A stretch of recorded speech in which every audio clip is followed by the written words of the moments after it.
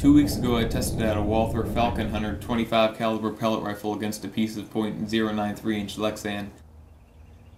I was surprised it didn't make it through the piece and wanted to see what the Dragon Claw 50 caliber air rifle would do to the thin but really resilient plastic. It's a little bit bigger. Honestly, I was really just expecting it to crack the pane after seeing PHG Hunter fire 22 LRs at the stuff and it taking 3 shots to weaken it enough to get through. I didn't expect for it to go straight through like that.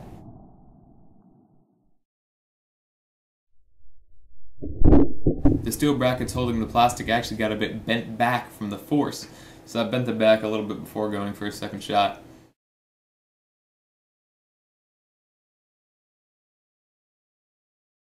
This time I used a 240 grain hollow point, but the result was the same.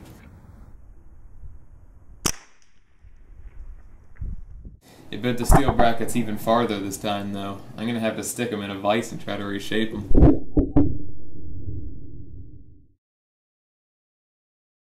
I'm definitely going to have to try again with either thicker Lexan or multiple layers of the .093-inch Lexan since it's so easy to find and cheap. Thanks for watching. Hopefully I can try again soon. I really want to see what it takes to stop one of these.